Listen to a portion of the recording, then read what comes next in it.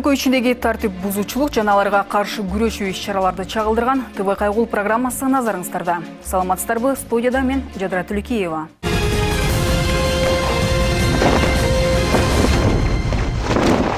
Өткөн апта Чүй облусунун Кайгул милициясы айрым райондордо атайын рейд уюштурган. Ага ылайык бир катар тартип бузган айдоочулар аныкталып, аларга чара көрүлдү.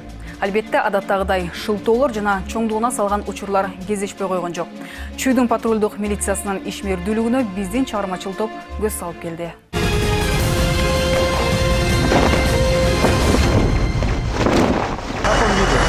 Вам был желтый, моргающий. Не, вы же говорите, что вы составите протокол? За что вы составите? За то, что я на желтый проехал?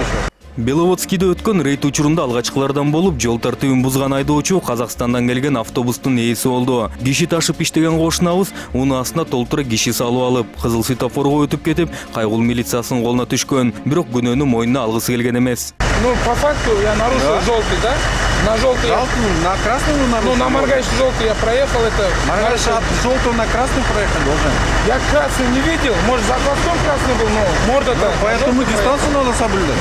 Вы же не буксиры едете, уважаемый. Я же говорю, я не увидел, что он моргает. Ну, как водитель, вы обязаны, уважаемый, внимательно ездить. Я внимательно, но не на красный. А если светофор не замечаете, как его? Она по стандарту стоит.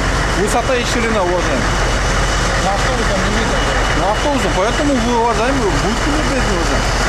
Ваша обязанность больше, чем для кого, уважаемый. Я знаю, но за автобусом не видно, потому что он по правой будьте стороне любезны, ехал. уважаемый. Водительское удостоверение, как паспорт. Иши кылып алгач макул болбой, өз чындыгын айтып отуруп, акыры башы ийип берди. Тартип сакчы сураган документти алып берди да, протоколго кол коюп берип, бара турган жагына кете берди.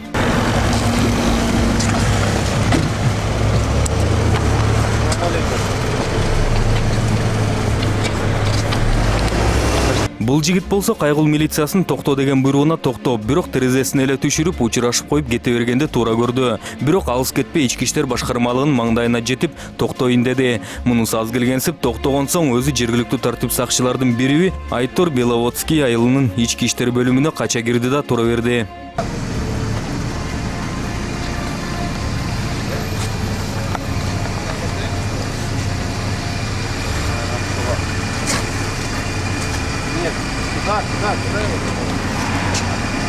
Мынтип тура бергенден пайда чыкпайт экен сездүбү, көчөнү көздөй качты. Аңгыча болбой тартип сакчылар да басып келишти. Все хорошо?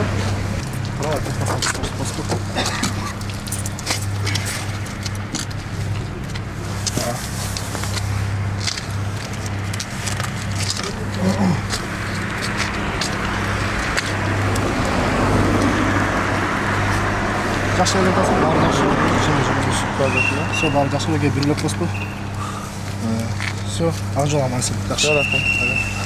Бул баланын документтери да толук экен. Өзү да тартип сакчылардын текшерүүсүнөн соо болуп чыкты. Бирок эмнеге мынтип кылыктанып, качып милициянын имаратына жашынып алганы бардыгыбыз үчүн табышмак бойдон кала берди.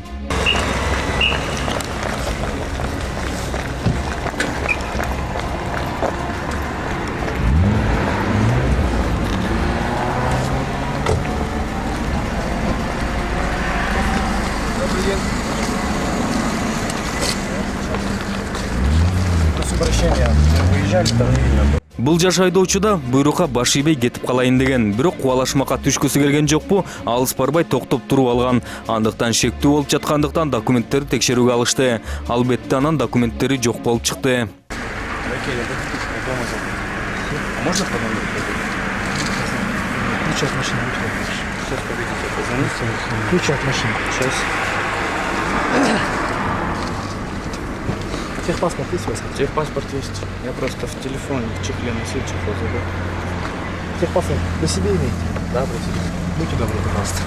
Айдоочулук көлүгү жок айдоочу бала тартип сакчы менен сүйлөшмүш болуп, жардам сурап чалып баштады. Жаш баланын жардамчысы анын атасы экен. Папа, меня гаишники остановили, а я права дома забыл. РОВД прям, РОВД. На РОВД прям. Алло.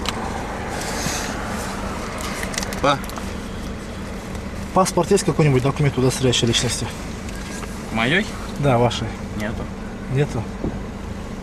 У тебя фотографии есть в паспорте? Прав. Слышь? Прав нету. Сейчас погоди. А, нет, вроде есть сейчас. А так пойдет?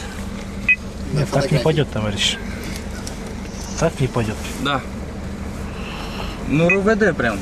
Перекресток вот этот. Товарищ, ключи от машины, будьте добры, пожалуйста. Ключи просят. 5 минут можно? Ключи от машины, будьте Сейчас добры, буду. пожалуйста.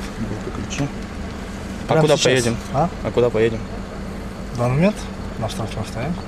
Ну, сейчас мы на штрафстанку поедем. Ключи от машины, будьте добры. Вы не имеете права управлять транспортным средством, так как у вас нет полицейского удостоверения. Будьте добры мне, пожалуйста. А нам куда следовать? А вы пройдите на заднее сиденье. Жардамчысы кечигип келет экенине көзү жеттүү иши кылып тартип сакчыга унаасынын ачкычын тапшырып берип, өзү жанына отуруп алды. Анан баары биргелешип алышып, жергиликтүү айыпына токтотуучу жайына келишти.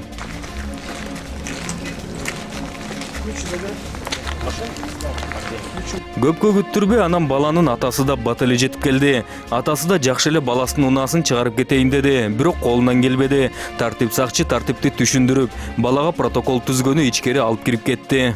Можно снимать. Довезем право? Конечно, а что проблема? Право же есть. Машина здесь? Сюда проходите, товарищ. Права сейчас приведем, право есть. В момент управления транспортным средством без водительского удостоверения, согласно статье 244, машина выдворяется на штрафную стоянку. Нет, пускай возвращается. Сейчас мы права привезем, все. Техпаспорт у вас же стоит. Сейчас привезем права и все, проблема. Пройдите, пожалуйста. Протокол запомните, товарищ. Будьте добры. Товарищ, будьте добры, пожалуйста, пройдите. Товарищ, пройдите. Балага ордунан бардык тийиштүү кагаздар толтурулгандан кийин жардамга келген атасынын колуна тапшырылып кой берилди. Унаасы болсо тийиштүү жайда кала берди. Бул унаада рейд учурунда токтотулуп текшерүүгө алынган. Бул баланын да документтери жайында эмес болуп чыкты. Салык төлөбөгөндүгү ачыкталып, ага карата протокол толтуруп башташты. Айдоочу албетте наразычылыгын жашыра албай, айтышып туруп алды. 2014 баштап налогтон төлөө обязательно в порядке. Просто машину недавно еще не переоформил, не успел. Уже интернеттен да чыгып атат, телевидениеден чыгып атат, радиодон да чыгып атат. Налог до 1 сентября деп төлөп. Нарушение мен да нарушение мен праван алдырсаң да, понимаю, совесть налог. Нарушение менен болсо наоборот айтасыз. А бuyakta явный нарушение болуп атпайбы силерге? Налогтон качып атпайсызбы, избегать? Налогтон ешкандай эмес, сайттан жакында эле алгам машинаны. Кандай болгон күнү да балага салык төлөөдөн качкандыгы үчүн айып тагылды да протокол толтурулду. Ал эми тартип сакчылар аны узатып коюп иштерин уланта беришти. Кийинки айдоочубуз да жаш бала болуп, документтери жок болуп чыкты. Право. Права, техпаспорт, пожалуйста. Сберпаспорт есть. Машина права, техпаспорт, Сберпаспорт. Ушат по Сберпаспорт. Эмет болбойбу. Сиз өзүңүздүн праваңызды үйдө алып калыптыр. Отур дейм бас. Праваңыз жок бар жаныңызда. Жок, права жанында жок. Техпаспорт менен эмени берем. Отурбатсың бас. Чыңгыз, отур дейм бас. Жок, байкеси, машинанын правасы жок. Кандай аласыз? Жок, жигит правасы жок айдап жүрөт байке машина. Мага бериңиз. Балаңыз правасы жок айдап жүрөт машина. Мен балам. Айдоочу, ошо айдоочусу байке правасы жок айдап жүрөт бала. Ключтү бериңиз мага. Мен азыр сизге ключтү бере албайм байкеси. Кура чүмпөңүз, мен машинаны штрафтан коюшум керек. Кура чүмпөңүз байкеси. Ошентип коюңуз, тоскоолду курбайлабыңыз мага. Ключтөр болот. Тартип сакчылардын айтымында унаа эси спирт ичимдигин ичип алыптыр. Андыктан рулду соо инисине бериптир. Бирок анысы айдоочулук көлүгү жок башкаргандыгы үчүн унаа тийиштүү жайга жеткирилмей болду. Бирок сөзгө көнбөгөн унаа ээсине бул тартипти түшүндүрүү кыйын болду. Айтымында ал жазаларды аткаруу мамлекеттик кызматынын кишиси жана аны кой берип коюш керек эмиш. Ошол себептен машина штрафтан өткөрүлөт. Бул айдап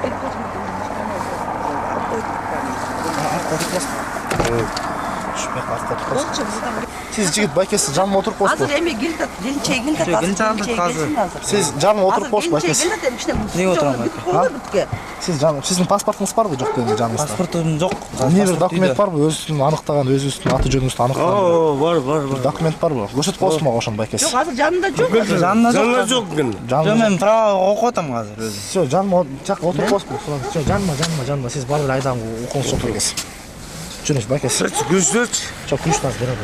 Азыр Неге күрс салып Анкен бұл православ ретінде байкесі, православ ретінде. Жаныма отырып қойсын. Атыңыз кім байкесі? Чыңыз байкесі. Жаныма отырып қойсын соған сізді. Байкесі атып отырып қойсын. азыр келинчеги келсин. Бұл жағыш. Байке қазір эме аял келсин чоғарас. Келинчеги келсин. Жоқ, келинчеги келсин чоғарас байке. Сіз жаныма отырып қойсын байкесі. Бол. Эме келинчеги келет. Бүтүп коочасында келинчеги келип атмаке. Эми уште бүтүп болочу эме магарич болот. Жоқ же, ешқандай магазин жоқ. О чем же? Бүгін Азиз. Эми азыр келинчеги келет. Азизбен жолығып. Жоқ, слушай, байкесі.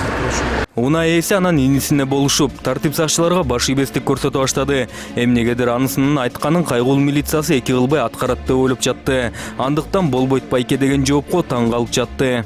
Жоқ, күрішті бере алам. Неге бере албайсың? Неге албайсың? Анткени бул айдоочу жарам. Күрішті берші маған.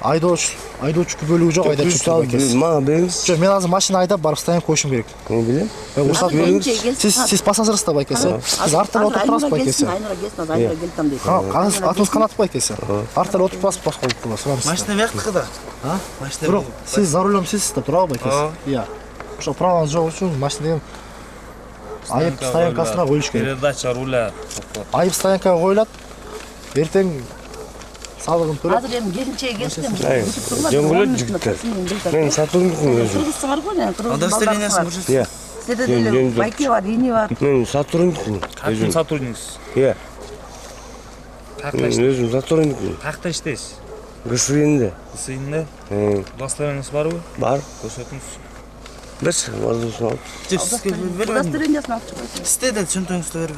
Азыр Бардысын келинчеги берем. келсин бүтүп турбу. Бар жоқ та. Кетсіз қоғылатшы деп сұранып мен сіздерден. Жігіттер. Тура түшүнүп тура түшүнүп Өме. Кана удостоверение. Где ключи? Ключи у меня. Айда ойсың ба? Эй,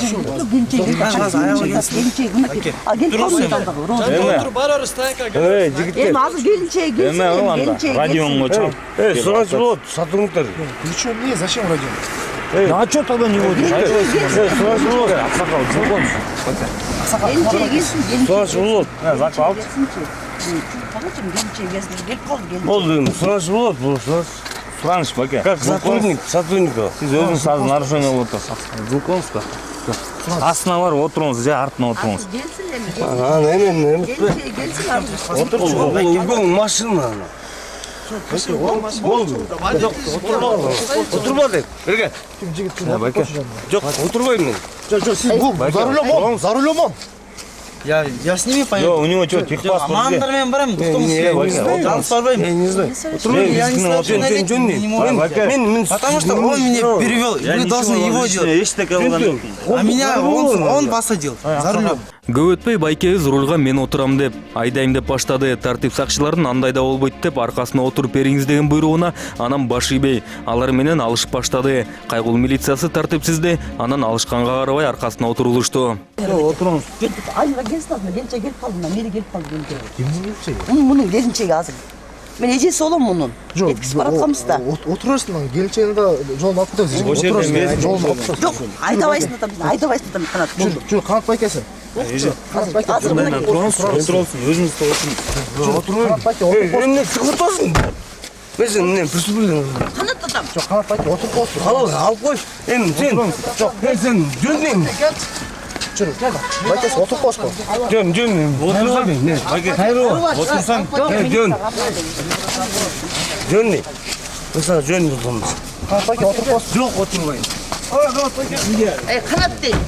Ей, Жөн не? ей. Болду атам мен сени. Ге өзім айтайын. Барайын. Ей, Байке, отырыңыз жүре. канат атам. Ей, қол тиби, қол тиби. Байке. Бәке, аңды. Емес. Birden tanışmayayım hazır. Otur çöre. Бәке, журналисттер бар. Niye? Söz. Oturun. Dön. Отырып бол. Dön. Кандай болгон күнү да жыйынтык адаттагыдай. Уна тийиштүү жайга жеткирилип, камалып, айдоочусуна тийиштүү протокол толтурулду. Бәке, тартпайлы болыңызшы мені. 17 жастамын. Жүр, бас. Братан, не фотай меня. Кел, жігіт. Бәке, айтмас, тартпайлы болыңыз. Тартпайлы жедетті болды. Мен дағын айтпадым, алырақ суды олшып тұрса. Бирок иш балага протокол толтуруу менен эле чектелген жок. Уна ээси бул жактан да өнөрүн көрсөтүп жатты. Токтотуп койгон унаасын ордунан жылдырып кетип калайын деди окшойт. Бирок дарбаза жабык экенин көрдү, так ортого токтоп алды.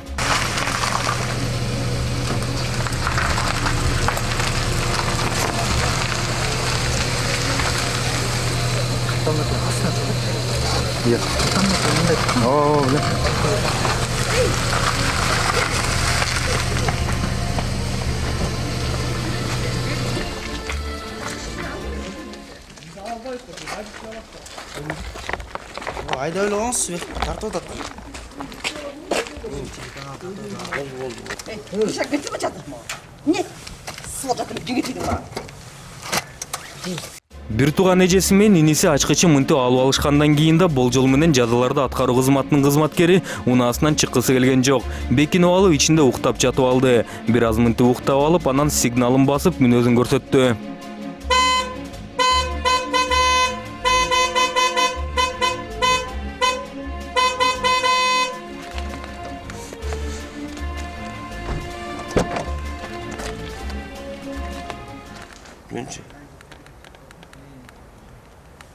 Siz kayakta işlem attınız öyle miydi?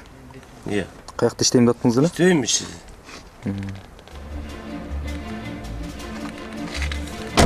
Жоопкерчиликтен качып унаасын чыгарып кетүүгө бул байкебиз кандай аракетин көрбөсүн темир тулпары кала берди.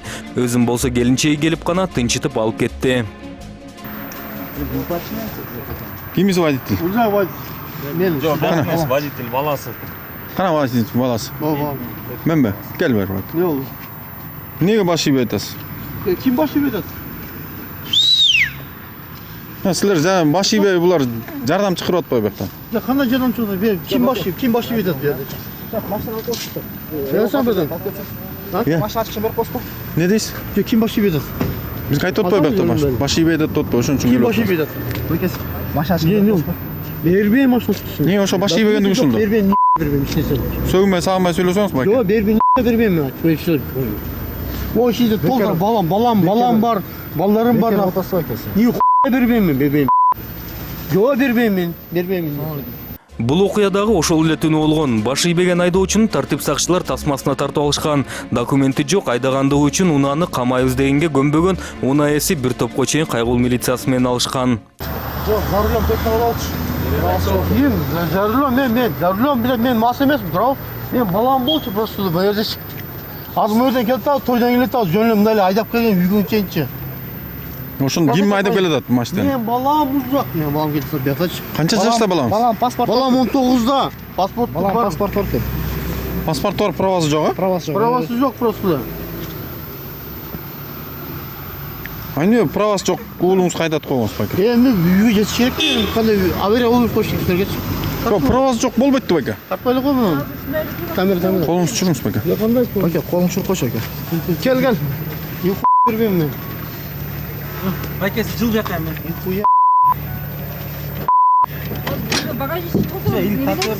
Толтырды. Балдарым бар içinde. Балдар толық отыр үйге жеткіше. Taksicilik balдар.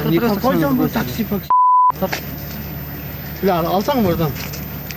Калдандай кылган болбойт байке. Өзүңүздүн балаңызга өзүңүз ушуну тарбия көрсөтүп атпайсызбы? Эми кандай мен үйгө чейин айдап барганга правасы жок жол болду. Болбойт да, правасы жок кишиге өзүңүз болсо ишо ичимдигин ичинип алсаңыз. Сизди көргөн балдарыңыз кандай тарбия алып атат байке? Көп өтпөй анан тартип сакчыларга да каршылык көрсөтүп, кол көтөрүүдө аракетин көрүп жатты. Ачкычын бергиси келбеген айдоочунун унаасын анан эвакуатор чакырып жүктөп кетүүгө аргасыз болушту. Койсоң, эркек балдарың бар, тура. Шуталар, балдарың бар ғой. Мынау балдарың бар. Қарсы боласың ана. Мен бір ішім ішкен. Жоқ, мен жөлі кетіп қалам, үйге шейін жетіп алайын деген жоқ. Балам айтады жаңа. Жөлі жетіп алайын деген мен балам айтшы. Отыр ден. Яға. Иди водителя сажай, что под управлением. Кантип өнөрүн көрсөтпөсүн байке өзүнүн унаасы тез эле айып унаа токтотуучу жайына жеткиришти. Айдоочусуна болсо кагаздарын толтуруп кое беришти. Сапарбек, каяктан келеттиңер эле? Тойдон? Эмне атаң эч болду эле? А эмне сенин правоң жокпу? Жок. Неге? Алган эмесмин. Правасы жок айдаганга болбойт экенин билесиң? Жок, Иә. Негизи автомашинаны праваны алып турган айдайт да, туурабы? Туурабы? Алып туралы билесиң да. Атаң тойдон мас болуп калдыбы? Ошондой. Эмне намаз окучу эле? Баштап? Анан намаз окугандан кийин ушундай болуп атабы? Билбейм.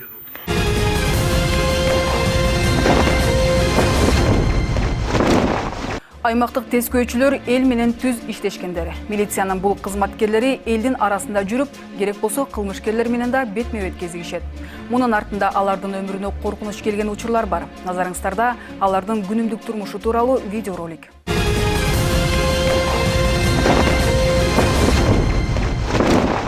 Менин атым Залкарбек.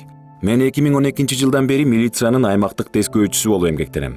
Бала кезимде эле ички иштер органдарында эмгектенеримди билгем. Ар дайым адамдарга жардам бергим келчү. Өзүмдүн элиме керектүү болгум келчү. Коом үчүн мисал болгонумду билем. Ошондуктан өзүмдү ар дайым чыйрак кармайм. Азыр деле билим алууну улантып, өзүмдү өнүктүрүп, өстүрүп жүрөм. Аймактык тескөөчүлөр ар дайым элге жакын болуп, эң биринчи жардамга келет. Ал баарын кыла алат. Кылмышкерди кармай алат. Биринчи дарыгердик жардам бере алат. Албетте, бул зор эмгек, бирок ошонусу менен кызыктуу да. Ушундай кесипти тандап алганыма мен кубанычтамын.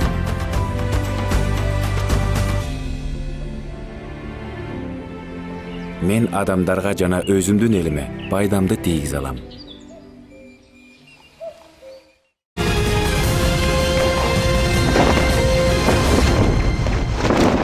Айта кетсем, ушул сыяктуу окуяларга күбө болсоңуз, экрандагы телефонго чалып же WhatsApp аркылуу байланышка чыксаңыз болот. Ал эми биз сиздер менен кайрадан эфир аркылуу көрүшкөнчө саламатта болуңуздар.